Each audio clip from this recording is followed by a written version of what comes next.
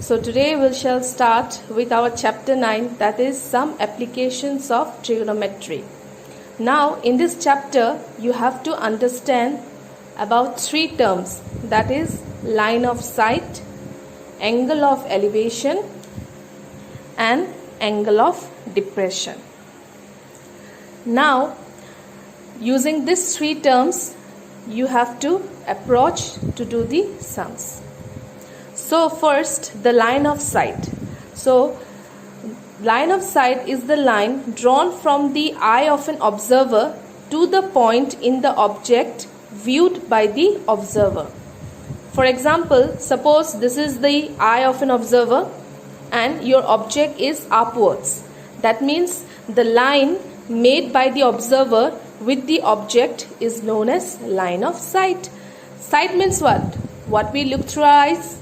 So this is the eye of an observer. So when the object is upward, this will be termed as line of sight. And suppose this is the eye of an observer. Now the object is downwards. So this line will be termed as the line of the sight. Okay. So now the next term is angle of elevation. The angle of elevation of the point viewed is the angle formed by the line with the horizontal. Now when an angle is formed, an angle is formed when you have two lines. Clear? Now see here, in angle of elevation, this is the eye of an observer. Clear? And this is your object. So just now by the previous term we have understood that this line will be termed as what? The line of the sight.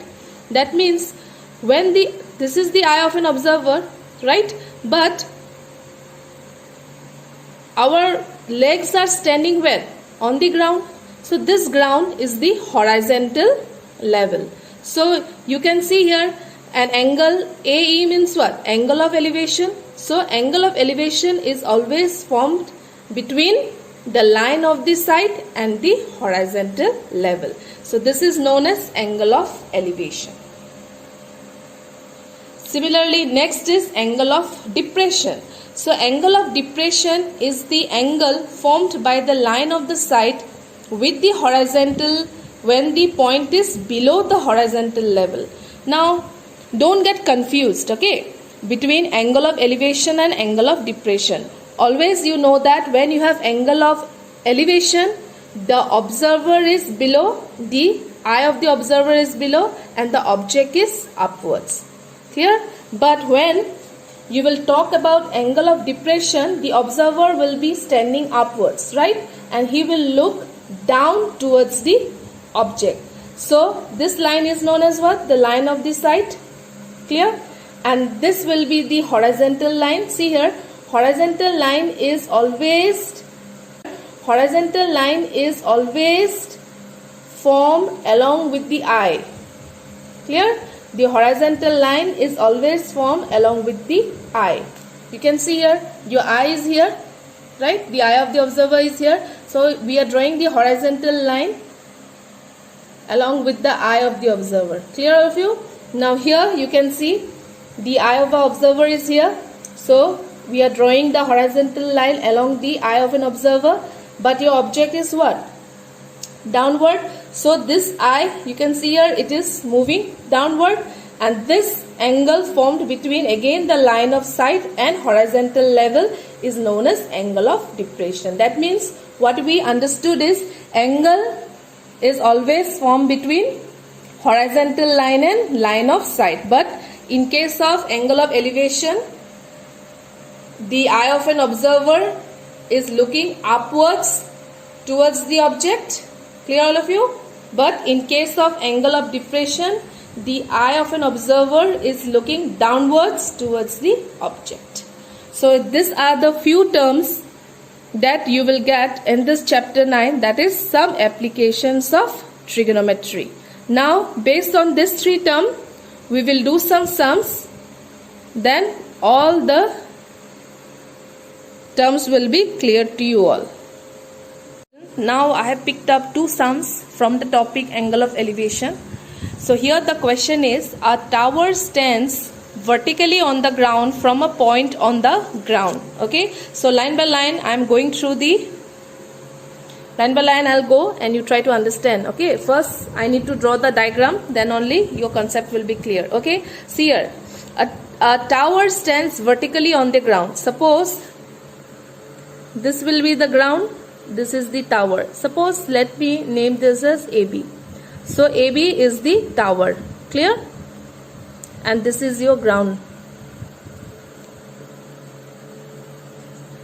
So here a tower stands vertically on the ground from a point on the ground which is 15 meter away from the foot of the tower. So this is the tower, that means this will be the top and this will be the bottom of your tower. So 15 meter away from the bottom, away from the foot of the tower, that means 15 meter away, that means this length is 15 meter from a point on the ground. The angle of elevation of top of the tower is found to be 60 degree. That means your tower is your object, clear? If your tower is the object, you can see your eye of the observer will be where? Here itself, because this is the horizontal line. So angle will be made, so angle will be always made what? From your previous video just now we have seen, your angle will be made with your line of the sight and what? The horizontal line, clear? So this angle is said to be what? 60 degree. So this is the question given to you. Find the height of the tower. So this, that means this will be considered as what? The height. Since this is a chapter from some applications of trigonometry, that means you have to use the concept of trigonometry, clear? Now see here, this is the angle, that means this line will be the base, clear? And this line will be angle opposite to this line. AB will be what? Perpendicular. That means when you have the concept of base along with your perpendicular, what trigonometric function you have learned from your previous class? That is tan theta. Because tan theta is what? Perpendicular upon what? Base. So perpendicular is the line AB upon your base is what? Suppose let me name this as C, that is your BC. So AB is considered to be what? H. BC is considered to be what? 15. And angle given to you is what? Tan 60 degree equals to H by 15. That is tan 60 value is what? Root 3 H by 15. That means H equals to 15 root 3 meters. So that means this will be the height of the tower. Clear? You can go through this sum through from your NCERT textbook where description is written. Okay, that means in the exam you have to describe that this is the height of the tower, this is the 15 meter away from the foot of the tower, this is the eye of an observer, angle made with the line of sight with your horizontal line is 60 degree, and here you have to write the full term. Okay, I am writing it shortcut, but in the exam you have to describe this diagram and do your sum. So this is the one sum from the angle of elevation.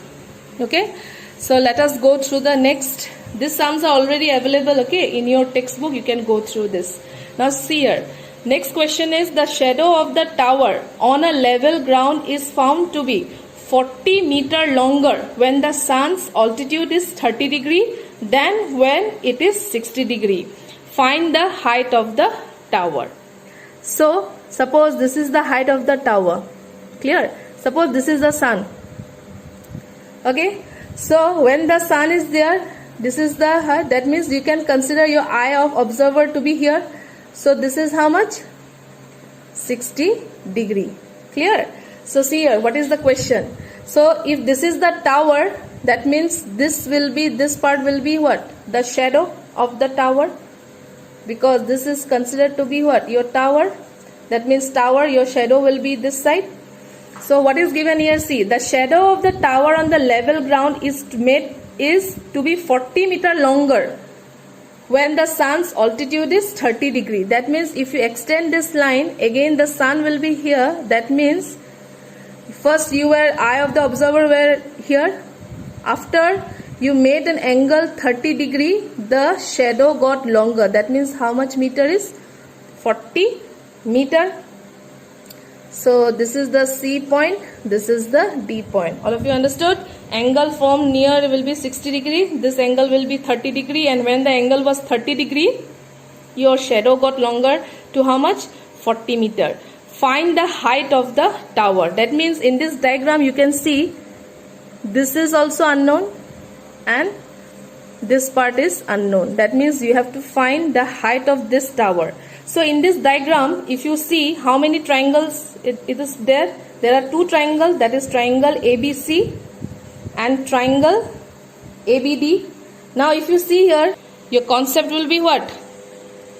This is the base, this is the perpendicular, then simply what you can say, tan 60 degree equals to perpendicular. I am writing a shortcut, okay? Perpendicular, that means h by x equals to, this is, let me make this as equation number 1. Next, in your triangle ABD, that means ABD, again this will be the base and this will be your perpendicular. That means in angle will be here now 30 degree, right? Perpendicular is as it is. Your base will be how much now? X plus 40. So this will be your equation number 2. Clear all of you? Now if you see equation 1 and equation 2, what is the common term here?